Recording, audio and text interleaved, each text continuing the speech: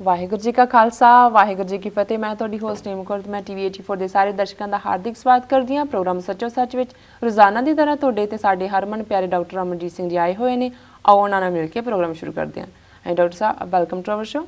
Thank you. ਹਾਂ doctor ਸਾਹਿਬ, ਅੱਜ 5 ਜੁਲਾਈ 2013 22 ਹਾਰਟ ਨਾਨਕਸ਼ਾਹੀ ਸੰਮਤ 545 ਦਾ ਦਿਨ ਹੈ ਤੇ ਹੁਣ ਅਸੀਂ ਆਪਣੇ ਪ੍ਰੋਗਰਾਮ ਦੀ ਸ਼ੁਰੂਆਤ ਸਾਡੇ ਦਰਸ਼ਕਾਂ ਵੱਲੋਂ ਆਈਆਂ emails, phone messages, text messages, Facebook messages ਅਤੇ ਟਵਿੱਟਰ ਮੈਸੇਜ ਦੇ ਨਾਲ ਕਰਦੇ ਹਾਂ। ਸਾਡੀ ਪਹਿਲੀ ਈਮੇਲ ਆਈ ਹੈ ਵੀਰ ਹਿਰਦੇਪਾਲ ਸਿੰਘ ਸੰਧੂ ਜੀ ਦੀ। ਇਹ ਲਿਖਦੇ ਹਨ, ਡਾਕਟਰ ਸਾਹਿਬ ਵਾਹਿਗੁਰੂ ਜੀ ਕਾ ਖਾਲਸਾ ਵਾਹਿਗੁਰੂ ਜੀ ਕੀ ਫਤਿਹ। ਤੁਹਾਡਾ ਨੌਲੇਜ ਅਤੇ ਸੋਚ ਬਹੁਤ ਵਧੀਆ ਹੈ। ਤੁਸੀਂ ਬਿਲਕੁਲ ਸੱਚ ਅਤੇ ਸਹੀ ਸਲਾਹ ਦਿੰਦੇ ਹੋ। ਡਾਕਟਰ ਸਾਹਿਬ, ਮੈਂ CBSE ਸਕੂਲ ਵਿੱਚ ਪੜ੍ਹਿਆ ਹਾਂ। ਸ਼ੁਰੂ ਤੋਂ ਹੀ ਮੈਨੂੰ ਸੋਸ਼ਲ ਸਾਇੰਸ ਵਿੱਚ ਦਿਲਚਸਪੀ ਸੀ।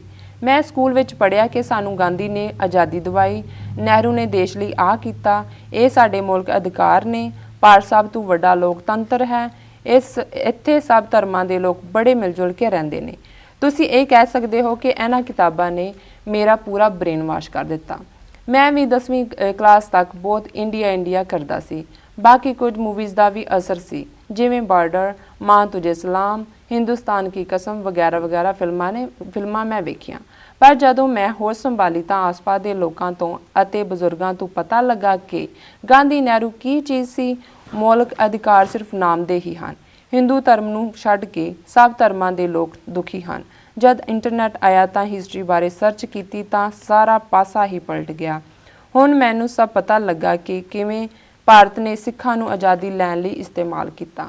ਗਾਂਧੀ ਵੱਲੋਂ ਊਧਮ ਸਿੰਘ ਨੂੰ ਪਾਗਲ ਕਹਿਣਾ, ਭਾਰਤੀ ਹਕੂਮਤ ਵੱਲੋਂ ਸਿੱਖਾਂ ਦੇ ਖਿਲਾਫ ਕੀਤਾ ਆਪਰੇਸ਼ਨ ਬਲੂ ਸਟਾਰ, ਝੂਠੇ ਪੁਲਿਸ ਮੁਕਾਬਲੇ, ਦਿੱਲੀ ਦੀ ਸਿੱਖ ਨਸਲਕੁਸ਼ੀ ਅਤੇ ਪੰਜਾਬ ਪੁਲਿਸ ਵੱਲੋਂ ਸਿੱਖਾਂ ਨਾਲ ਕੀਤਾ ਗਿਆ ਦੁਰਵਿਹਾਰ ਇਸ ਦੀਆਂ ਕੁਝ ਮਿਸਾਲਾਂ ਹਨ। ਡਾਕਟਰ ਸਾਹਿਬ, ਇੰਟਰਨੈਟ ਰਾਹੀਂ ਜੰਗ ਜਨਰੇਸ਼ਨ ਨੂੰ ਪਤਾ ਲੱਗ ਗਿਆ ਕਿ ਸੱਚ ਕੀ ਹੈ ਅਤੇ ਸਾਡੇ ਨਾਲ ਕੀ ਹੋਇਆ। ਹੁਣ ਇਹ ਆਪਣੀਆਂ ਕਿਤਾਬਾਂ ਨਾਲ ਕਿਸੇ ਦਾ ਬ੍ਰੇਨ ਵਾਸ਼ ਨਹੀਂ ਕਰ ਸਕਦੇ। ਖਾਲਸਾ ਦੇ ਪੱਖ ਵਿੱਚ ਗੱਲ ਕਰਨ ਵਾਲਿਆਂ ਦੀ ਗਿਣਤੀ ਵੀ ਵੱਧ ਰਹੀ ਹੈ। ਦੁਨੀਆ ਨੂੰ ਵੀ ਪਤਾ ਲੱਗ ਰਿਹਾ ਹੈ। ਹੁਣ ਤੇ ਕਈ ਚੈਨਲ ਤੇ ਰੇਡੀਓ ਸਟੇਸ਼ਨ ਵੀ ਆ ਰਹੇ ਹਨ, ਜਿਵੇਂ ਕਿ ਤੁਹਾਡਾ ਚੈਨਲ, ਖਾਲਿਸਤਾਨ TV, ਯੂਨਾਈਟਿਡ ਸਿੱਖ ਮੀਡੀਆ, ਕੌਮੀ ਆਵਾਜ਼ ਅਤੇ ਹੋਰ। ਹਾਂਜੀ ਡਾਕਟਰ ਸਾਹਿਬ, ਇਸ ਬਾਰੇ ਤੁਹਾਡੇ ਕੀ ਵਿਚਾਰ ਹਨ? ਸਭ ਤੋਂ ਪਹਿਲਾਂ ਤਾਂ ਮੈਂ ਵੀਰ ਹਿਰਦੇਪਾਲ ਸਿੰਘ ਜੀ ਸੰਧੂ ਦਾ ਧੰਨਵਾਦ ਕਰਦਾ ਕਿ ਉਹਨਾਂ ਨੇ ਸਾਨੂੰ ਲਿਖਿਆ ਜੀ। ਚੰਗਾ ਹੋਏ ਜੇ ਸਾਡੇ ਦਰਸ਼ਕ ਠੀਕ ਸਮਝਣ ਤਾਂ ਆਪਣਾ ਸ਼ਹਿਰ ਜ਼ਰੂਰ ਲਿਖ ਦੇਣ ਜੀ। ਉਹਦੇ ਨਾਲ ਸਾਨੂੰ ਥੋੜੀ ਜਿਹੀ ਆਸਾਨੀ ਵੀ ਹੋਏਗੀ ਕਿ ਅਸੀਂ ਉਹਨਾਂ ਨੂੰ ਪਲੇਸ ਕਰ ਸਕਦੇ ਹਾਂ। ਹਾਲਾਂਕਿ ਅਸੀਂ ਇਸ ਤੋਂ ਜ਼ਿਆਦਾ ਵੇਰਵਾ ਲਿਖਣ ਲਈ ਨਹੀਂ ਕਹਿੰਦੇ ਜੀ, ਪਰ ਜ਼ਾਹਰ ਹੈ ਵੀ ਉਹਨਾਂ ਦੀ ਲਿਖਤ ਤੋਂ ਇਹ ਲੱਗਦਾ ਹੈ ਕਿ ਵੀ ਉਹਨਾਂ ਨੇ ਭਾਰਤ ਤੋਂ ਹੀ ਲਿਖਿਆ ਜੀ। ਔਰ ਉਹਨਾਂ ਨੇ ਇੱਕ ਬੜੀ ਇਮਾਨਦਾਰ ਜਿਹੜੀ ਹੈ ਉਹ ਆਪਣੀ ਜੀਵਨ ਕਹਾਣੀ ਕਹੀ ਹੈ, ਜਿਹੜੀ ਉਹਨਾਂ ਦੀ ਨਹੀਂ, ਆਲਮੋਸਟ ਪੰਜਾਬ ਦੇ ਵਿੱਚ ਗਰੋ ਹੋਣ ਵਾਲੇ ਹਰ ਨੌਜਵਾਨ ਦੀ ਇਹ ਕਹਾਣੀ ਹੈ ਜੀ। ਔਰ ਉਹਦੀ ਸ਼ੁਰੂਆਤ ਉਹਨਾਂ ਨੇ ਆਪਣੇ ਸਕੂਲ ਦੇ ਸਿਲੇਬਸ ਤੋਂ ਕੀਤੀ, ਟੈਕਸਟਸ ਜੀ। ਹੁਣ ਗੱਲ ਬੜੀ ਜ਼ਾਹਰ ਹੈ ਕਿ ਜਦੋਂ ਅਸੀਂ ਕਿਵੇਂ ਬ੍ਰੇਨ ਵਾਸ਼ ਹੁੰਦੇ ਨੇ ਜਾਂ ਕਿਵੇਂ ਇੱਕ ਵੱਡੇ ਹਿੱਸੇ ਨੂੰ ਠੀਕ ਗਿਆਨ ਤੋਂ ਵਿਰਵਾ ਕੀਤਾ ਜਾਂਦਾ ਹੈ, ਤੇ ਉਹਦੇ ਲਈ ਉਸ ਧਰਤੀ ਦੀ ਸੋਚ ਨੂੰ ਸਮਝਣਾ ਜ਼ਰੂਰੀ ਹੋਏਗਾ। 4000 ਸਾਲ ਪਹਿਲਾਂ ਲਗਭਗ ਰਿਗਵੇਦ ਜਿਹੜਾ ਪੁਰਾਣਾ ਵੇਦ ਹੈ, ਉਸ ਤੋਂ ਬਾਅਦ ਯਜੁਰ, ਅਥਰਵ, ਸ਼ਾਮ ਇਹ ਵੀ ਆਏ, ਉਹ ਸਭ ਤੋਂ ਪੁਰਾਣੀ ਪੁਸਤਕ ਹੈ। ਔਰ ਜਿਹੜਾ ਜ਼ਾਤ-ਪਾਤੀ ਸਿਸਟਮ ਦੀਆਂ ਜੜ੍ਹਾਂ ਨੇ ਉਸ ਰਿਗਵੇਦ ਦੇ ਵਿੱਚ ਮੌਜੂਦ ਨੇ ਜੀ।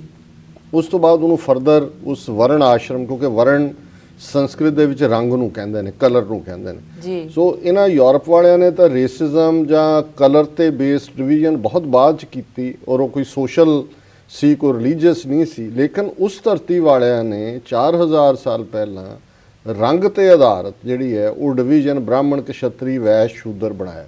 ਪਰ ਜਿਹੜੀ ਗੱਲ ਹੁਣ ਦੀ ਵਿਚਾਰ ਦੇ ਵਿੱਚ ਰੈਲੇਵੈਂਟ ਹੈ ਕਿ ਉਹਨਾਂ ਨੇ ਜਿਹੜੇ ਰਾਈਟ, ਬ੍ਰਾਹਮਣ ਸਭ ਤੋਂ ਉੱਚੀ ਜ਼ਾਤ ਜਿਹੜੀ ਕਿ ਜਨਮ ਤੋਂ ਹੀ ਉੱਚੇ ਬਣ ਗਏ ਜੀ, ਉਹਨਾਂ ਨੇ ਬਾਕੀਆਂ ਨੂੰ ਥੱਲੇ ਰੱਖਣ ਦੇ ਲਈ ਇਹ ਰੱਖਿਆ ਕਿ ਵਿੱਦਿਆ ਦੇਣ ਤੇ ਵਿੱਦਿਆ ਲੈਣ ਜੀ, ਐਜੂਕੇਸ਼ਨ ਦਾ ਜਿਹੜਾ ਸਿਸਟਮ ਹੈ ਉਹਦੇ ਤੇ ਪੂਰਾ ਕੰਟਰੋਲ ਲੈ ਲਿਆ ਕਿ ਐਜੂਕੇਸ਼ਨ ਸਿਰਫ ਬ੍ਰਾਹਮਣ ਦੇ ਸਕਦਾ ਹੈ, ਬ੍ਰਾਹਮਣ ਹੀ ਹਾਸਲ ਕਰਦੇ ਜੀ। ਔਰ ਉਹਦੇ 'ਚ ਜਦੋਂ ਮਨੂ ਸਮ੍ਰਿਤੀ ਆਈ, ਜਿਹਨਾਂ ਕਿ ਅੱਗੋਂ ਉਹਨੂੰ ਹਾਰਡਨ ਕੀਤਾ ਸਾਰੇ ਵਰਣ ਆਸ਼ਰਮ ਦੇ ਜਿਹੜੇ ਰੂਲ ਸੀ, ਮਨੂ ਨੇ ਤਾਂ ਇੱਥੋਂ ਤੱਕ ਕਿਹਾ ਕਿ ਵੀ ਜੇ ਸ਼ੂਦਰ ਕਿਤੇ ਗਲਤੀ ਨਾਲ ਵੀ ਆਪਣੇ ਕੰਨ 'ਚ ਕੋਈ ਵੇਦ ਮੰਤਰ ਪਵਾ ਲਏ ਜਾਂ ਗਲਤੀ ਨਾਲ ਉਹਦੇ ਕੰਨ 'ਚ ਵੇਦ ਮੰਤਰ ਪੈ ਜਾਏ ਤੇ ਸਿੱਕਾ ਪਿਘਲਾ ਕੇ ਉਹਦੇ ਕੰਨਾਂ ਦੇ ਵਿੱਚ ਪਾ ਦਿਓ। ਜੀ। ਸੋ ਜਿਹੜੀ ਅੱਜ ਅਸੀਂ ਉੱਥੋਂ ਦੇ ਸਿਸਟਮ ਦੇ ਵਿੱਚ ਬਿਲਕੁਲ ਕਰਾਊਡ ਬੜੀ ਹੈ, 1 ਬਿਲੀਅਨ 200 ਮਿਲੀਅਨ ਲੋਕ ਨੇ ਜੀ। ਬਾਹਰਲੇ ਸਮਝਦੇ ਨੇ ਜੀ ਉੱਥੇ ਵੋਟਾਂ ਪੈਂਦੀਆਂ ਜੀ, ਲਾਰਜੈਸਟ ਡੈਮੋਕ੍ਰੇਸੀ ਇਨ ਦਾ ਵਰਲਡ।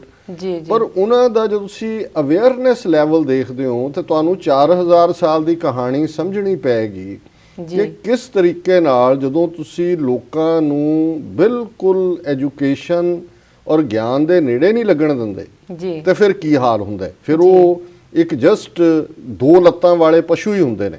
ਪਸ਼ੂਆਂ ਦੀਆਂ 4 ਹੁੰਦੀਆਂ ਪਰ ਗਿਆਨ ਤੋਂ ਸਖਣੇ ਤਾਂ ਉਵੇਂ ਹੀ ਸਵੇਰ ਤੋਂ ਸ਼ਾਮ ਤੱਕ ਆਪਣੀ ਰੋਟੀ ਦੇ ਲਾਲੇ ਪਏ ਹੋਏ ਨੇ, ਹੋਰ ਪਤਾ ਹੀ ਨਹੀਂ ਹੈ ਵੀ ਕੀ ਹੋ ਰਿਹਾ। ਔਰ ਉਹਨਾਂ ਨੇ ਇਸ ਤਰੀਕੇ ਨਾਲ ਹੀ ਟ੍ਰੀਟ ਕੀਤਾ। ਪਹਿਲੀ ਗੱਲ ਜੀ, ਜਦੋਂ ਇਹਨਾਂ ਦੇ ਹੱਥ 'ਚ ਪੋਲੀਟੀਕਲ ਪਾਵਰ ਆਈ, ਔਰ ਇਸ ਤੋਂ ਪਹਿਲਾਂ ਵੀ ਜੇ ਅਸੀਂ ਗੁਲਾਮੀ ਦੀ ਗੱਲ ਕਰੀਏ, ਅੰਗਰੇਜ਼ਾਂ ਦਾ 200 ਸਾਲ ਦਾ ਹਿੰਦੁਸਤਾਨ 'ਚ ਰਾਜ, ਪੰਜਾਬ 'ਚ ਲਗਭਗ 98 ਸਾਲ ਦਾ ਜੀ, ਉਹਦੇ 'ਚ ਵੀ ਉਹਨਾਂ ਨੇ ਸਭ ਤੋਂ ਜ਼ਿਆਦਾ ਜ਼ੋਰ ਐਜੂਕੇਸ਼ਨ ਸਿਸਟਮ ਤੇ ਦਿੱਤਾ। ਐਜੂਕੇਸ਼ਨ ਸਿਸਟਮ ਇਹ ਨਹੀਂ ਕਿ ਲੋਕਾਂ ਨੂੰ ਤੁਸੀਂ ਮੌਲਿਕ ਥਾਟ ਦੇਣੇ ਨੇ ਕਿ ਆਜ਼ਾਦ ਹੋ ਸੋਚਣ ਜੀ।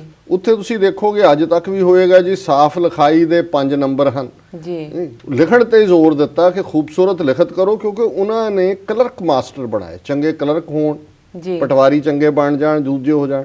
ਹੁਣ ਅਮਰੀਕਾ 'ਚ ਤੁਹਾਡੇ ਸਾਡੇ ਬੱਚੇ ਸਾਰਿਆਂ ਦੇ ਜਾਂਦੇ ਨੇ ਸਕੂਲਾਂ ਦੇ ਵਿੱਚ ਜੀ, ਤੇ ਉੱਥੇ ਕਿਸੇ ਨੇ ਦੇਖਿਆ ਵੀ ਮਾਸਟਰ ਨੇ ਉਂਗਲਾਂ ਦੇ ਉੱਤੇ ਫੁੱਟੇ ਨਾਲ ਮਾਰਿਆ ਹੋਏ ਕਿ ਜੀ ਤੇਰੀ ਲਿਖਾਈ ਸਾਫ਼ ਨਹੀਂ ਹੈ ਜੀ। ਇੱਥੇ ਤਾਂ ਪੈਨ ਵੀ ਐਂ ਫੜਿਆ ਹੁੰਦਾ ਜੀ ਜੀ। ਲੇਕਿਨ ਸਾਰੀ ਦੁਨੀਆ ਭਰ ਦੀਆਂ ਕਾਢਾਂ ਇੱਥੋਂ ਕਿਉਂ ਨਿਕਲਦੀਆਂ ਨੇ, ਨੋਬਲ ਪ੍ਰਾਈਜ਼ ਇੱਥੋਂ ਕਿਉਂ ਜਿੱਤੇ ਜਾਂਦੇ ਨੇ?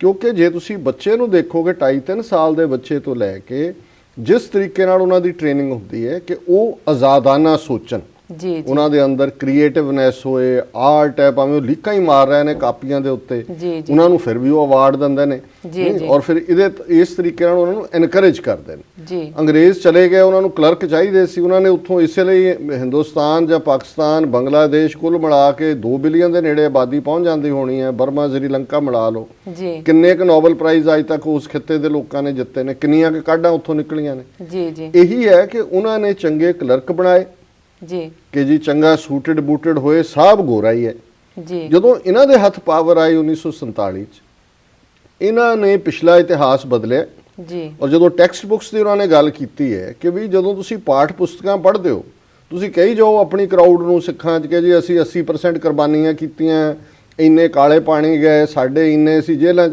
ਉੱਥੇ ਤੁਸੀਂ ਉਹਨਾਂ ਦੀਆਂ ਕਿਤਾਬਾਂ ਜਿਹੜੇ ਤੁਹਾਡੇ ਨਿਆਣੇ ਪੜ੍ਹਦੇ ਨੇ, ਉਹਨਾਂ ਲਈ ਗਾਂਧੀ, ਨਹਿਰੂ, ਸੁਭਾਸ਼ ਬੋਸ ਤੋਂ ਬਿਨਾਂ ਕੋਈ ਚੌਥਾ ਨਹੀਂ ਹੈ। ਉਹਦੇ 'ਚ ਕੋਈ ਬਾਬਾ ਗੁਰਦਿੱਤ ਸਿੰਘ ਨਹੀਂ ਹੈ, ਉਹਦੇ 'ਚ ਕੋਈ ਕਰਤਾਰ ਸਿੰਘ ਸਰਾਭਾ ਨਹੀਂ ਹੈ, ਉਹਦੇ 'ਚ ਕੋਈ ਭਾਈ ਰਣਧੀਰ ਸਿੰਘ ਨਹੀਂ ਨੇ ਜੀ। ਭਗਤ ਸਿੰਘ ਵੀ ਇਸ ਲਈ ਹੈ ਕਿਉਂਕਿ ਉਹਦੇ ਸਿਰ ਤੇ ਟੋਪ ਪਵਾਤਾ ਔਰ ਟੋਪ ਪਵਾ ਕੇ ਇਸ ਗੱਲ ਨੂੰ ਜਸਟੀਫਾਈ ਕੀਤਾ ਕਿ ਵੀ ਇਹ ਜਿਹੜਾ ਸਿਰ ਮੁਨਾਣਾ ਹੈ, ਇਹ ਭਾਰਤ ਮਾਤਾ ਦੇ ਲਈ ਜੇ ਕੇਸ ਵੀ ਕਤਲ ਕਰਾਣੇ ਪੈਂਦੇ ਨੇ ਤੇ ਭਾਰਤ ਮਾਤਾ ਨੂੰ ਭੇਟ ਕੀਤੇ ਨੇ।